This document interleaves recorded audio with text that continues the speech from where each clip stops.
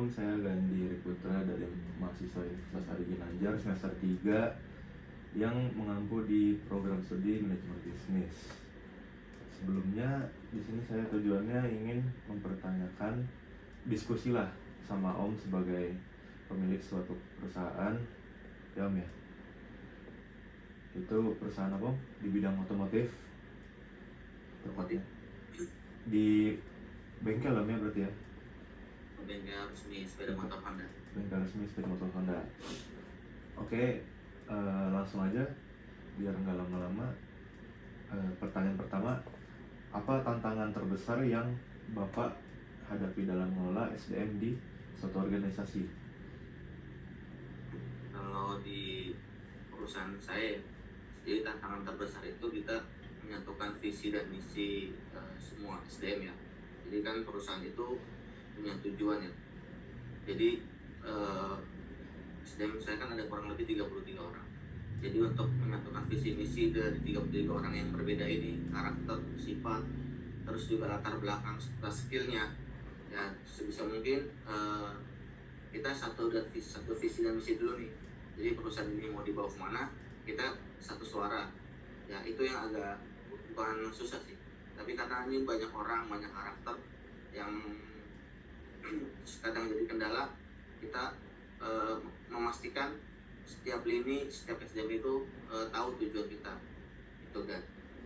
Oke Om, itu berarti kalau misalkan seperti itu intinya ngebonding dulu ya?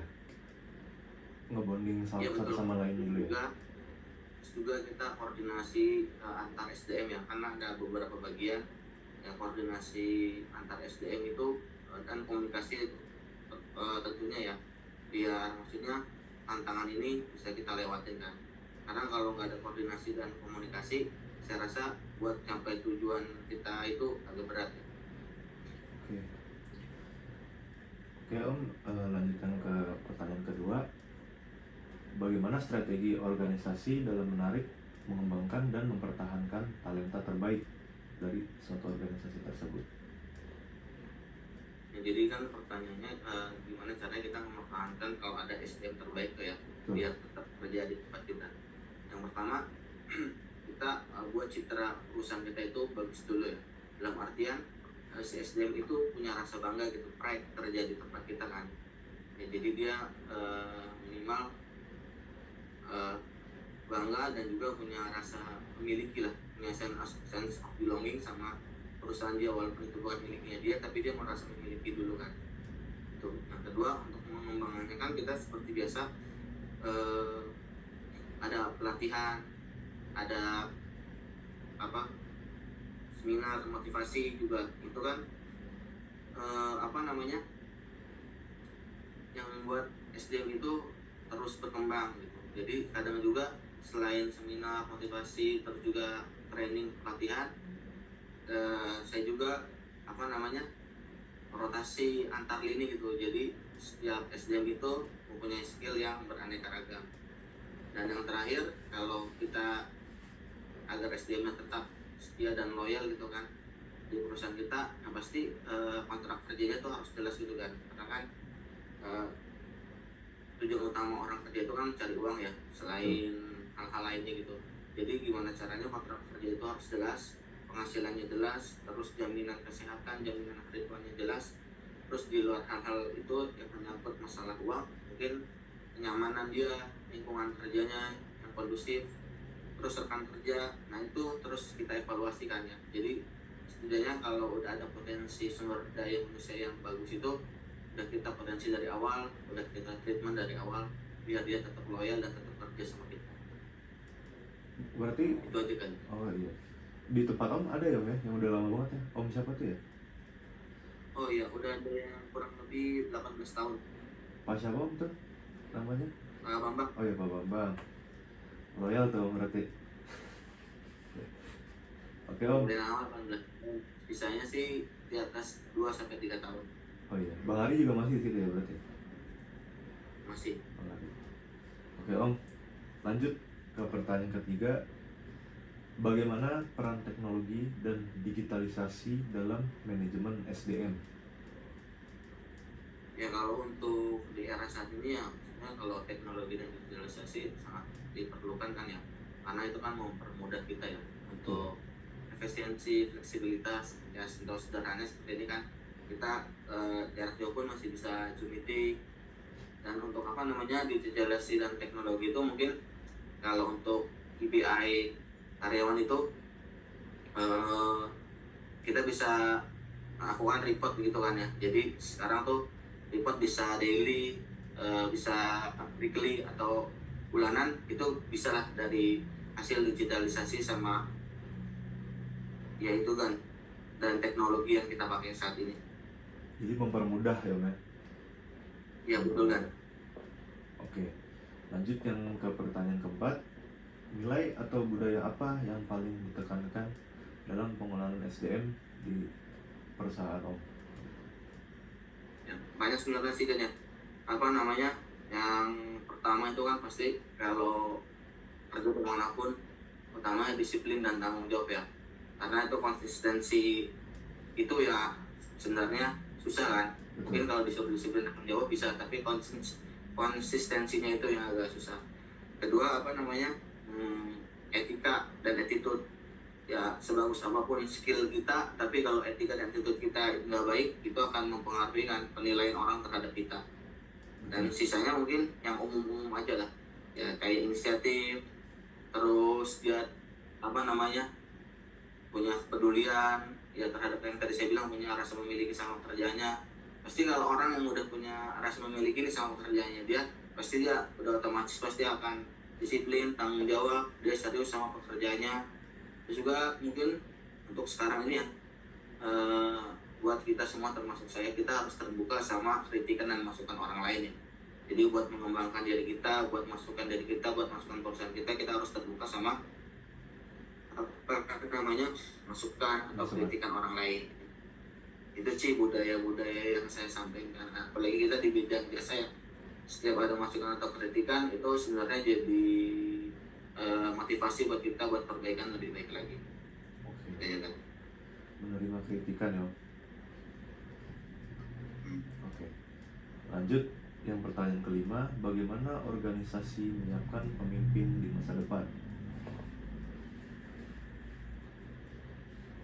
Yang pertama itu kan, yang tadi saya bilang kita kan nyiapin pemimpin berarti nyari yang orang terbaik ya. Kita identifikasi itu dulu dari awal tuh, kita pilih kan. Jadi kayak ada project lah, misalnya kalau dari 33 SDM pasti kan yang punya jiwa-jiwa kepemimpinan udah kawan tuh dari awal. Dan kita identifikasi dulu di awal. Udah gitu kita coaching sama konseling lah.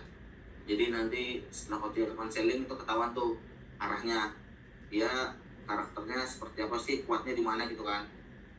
Terus juga saya juga nyiapin ada program gitu buat develop leadership kan. Jadi ada trainingnya itu berjenjang dia kan. Jadi kalau misalnya pemimpin nggak tiba-tiba muncul atau tiba-tiba ditunjuk aja, dia harus melalui proses kan, seleksi dari awal, coaching counseling, terus juga ada pelatihannya berjenjang. Jadi itu kurang lebih sekitar yang pertama 3 hari, yang kedua itu 7 hari. Jadi nanti pengajarnya pun orang memang yang expert di bidang kepemimpinan gitu, leadership kan. Contohnya seperti Pak Bambang itu ya? Dia kepala bengkel. Iya, misalnya kalau kita mau jadi kepala bengkel lah, atau misalnya leader, dia harus apa namanya training dulu tuh kan, ada materi-materi khusus untuk leader yang dia jalanin kan. Nanti kalau dia lulus, dia masuk ke tahap selanjutnya. Tapi kalau di seleksi itu aja dia udah lulus, berarti dia kita kemungkinan ganti kandidat lain gitu kan. Oke. Selanjutnya, apakah pernah menghadapi krisis terkait SDM, misalnya konflik, turnover yang tinggi, pandemi, dan bagaimana cara mengatasi hal-hal tersebut? Paling kalau di saya sih kalau turnovernya tinggi enggak, tapi overload saat pandemi ya. Jadi kita kelebihan sumber daya manusia, karena kan saat pandemi apa-apa dibatasin tuh ya. Betul. Ya jadi kita kelebihan sumber daya manusia justru karena ruang geraknya terbatas, jumlah SDM-nya banyak kan.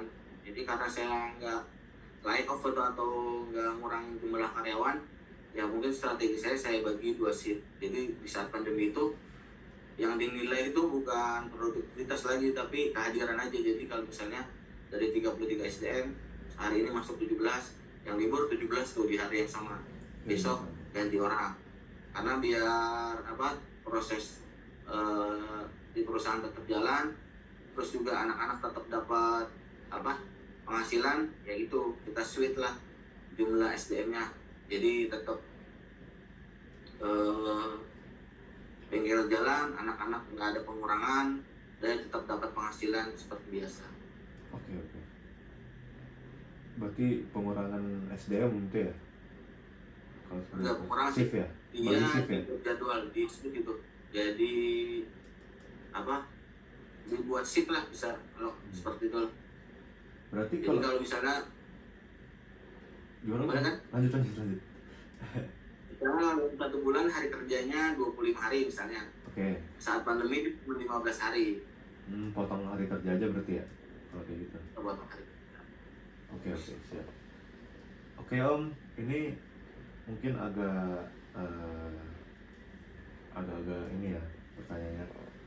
Apa perbedaan generasi baby boomer, Gen X, milenial, dan Gen Z dalam konteks kerja yang pernah Bapak atau Ibu amati? Itu yang pernah Om amati lah gitu tentang beberapa generasi yang saya sebutkan tadi.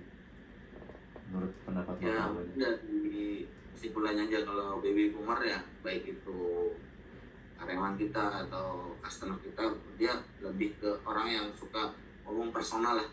Ya, dia lebih mengatakan sopan santun, attitude, jadi interaksinya tuh maunya secara langsung, ya kan? Kan beda dengan Gen Z, dia tuh maunya yang cepat, serba digital, nggak perlu ketemu kayak kita pun, yang penting ketika kebutuhannya dia bisa terpenuhi, dia yang penting bisa cepat, bisa terpenuhi. Bedanya dengan baby boomers itu kan dia maunya personal, komunikasinya 2 arah, ya.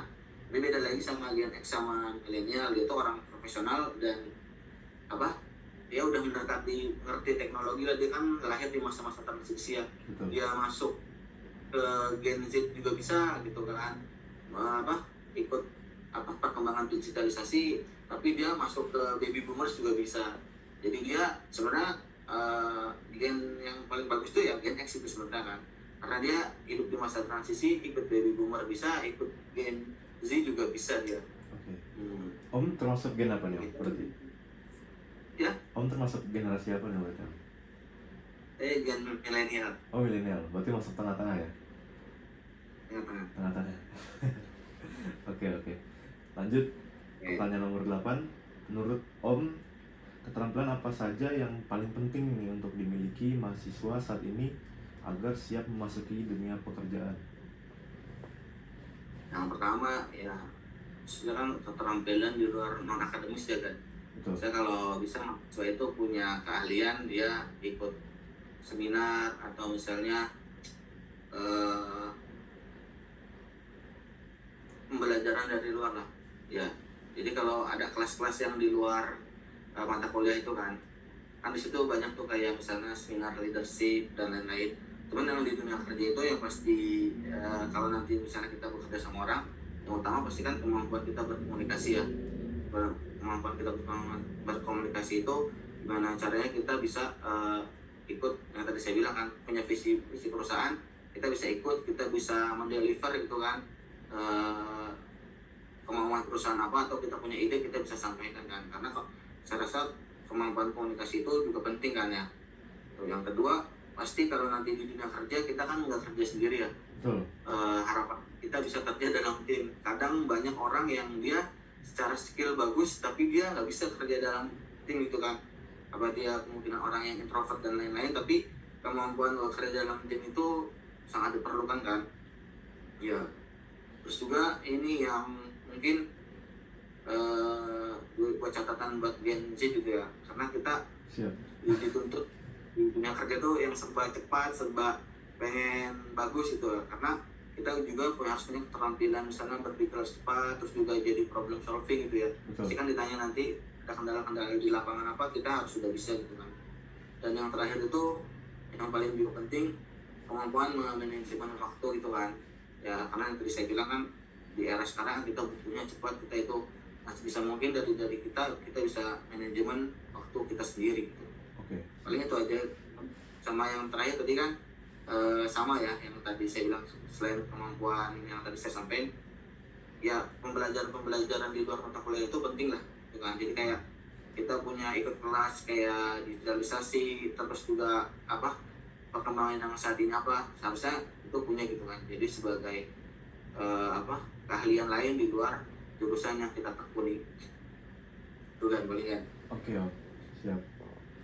Untuk selanjutnya, pertanyaan nomor 9. Bagaimana Om melihat masa depan profesi di bidang HR atau SDM dalam 10 tahun yang akan mendatang? Saya rasa sih masih cukup bagus ya, karena kan kalau HRD itu bukan sekedar pekerjaan administratif ya, tapi dia udah masuk ke dalam apa ya, pekerjaan strategis lah yang mengelola sumber daya manusia, yang mengelola orang-orang gitu kan. Jadi saya rasa sih 10 tahun ke depan pekerjaan HRD ini masih dibutuhkan gitu kan ya, karena kan selain mengolah orang dia juga mengolah data kan. Betul. Ya dia bisa mengambil kesimpulan dari misalnya calon-calon yang mau dia rekrut itu kan. Saya rasa masih aman sih kan, Masih aman ya? sampai 10 kan. Tidak bisa digantikan AI berarti ya? Tidak. Tidak. Mungkin kalau apa tadi ya, untuk peringkas datanya masih bisa, tapi kalau untuk pengelolaan sumber daya manusianya enggak. Karena harus melihat langsung gitu berarti ya? Iya betul. Oke. Oke, yang pertanyaan terakhir nih Om, sekalian closing. Pesan inspiratif apa yang ingin Om sampaikan kepada mahasiswa terkait karir dan masa depan mereka? Inspiratif nih Om, motivasi. Ya balik saya sih juga ya nggak tahu ini inspiratif atau enggak, yang pasti kan kalau kita kuliah ya jangan hanya sekedar kita mengejar nilai lah, tapi kayak nilai-nilai kehidupan juga perlu gitu kan. Kayak misalnya tadi kita sampaikan kayak disiplin, tanggung jawab, terus kita bisa berkomunikasi, karena nanti selepas kita kuliah dunia luar yang keras ini kan yang dibutuhin kan bukan hanya nilai-nilai akademis, tapi kemampuan lain yang harus kita miliki kan ya. Oke. Ya paling terakhir ya mungkin entah nanti yang kuliah di Universitas Ari Ginanjar jadi pekerja atau wirausaha, ya saya cuma sampaikan ya jangan pernah kita takut mencoba atau gagal, karena sebagian keberhasilan kita itu ketika kita udah mulai mencoba, baik itu berhasil atau gagal, nanti kita coba aja dulu. Itu aja paling kan. Oke, berarti urusan belakang ya gagal atau berhasil ya men? Ya. Penting coba dulu. Oke kan. Oke Om, paling sekian sih Om pertanyaan-pertanyaannya. Mohon maaf Om untuk mengganggu waktunya. Oke siap kan. Harusnya saya bisa nih ke Cilodong aja tadi harusnya. Tapi ya udahlah, nggak apa-apa, online aja. Makasih banyak Om ya udah mau diajak kerjasama. Oke kan. Mohon maaf mengganggu waktunya. Oke, kita tutup ya Om ya. Siap, kan. Assalamualaikum warahmatullahi wabarakatuh. Terima kasih banyak Om. Assalamualaikum warahmatullahi wabarakatuh.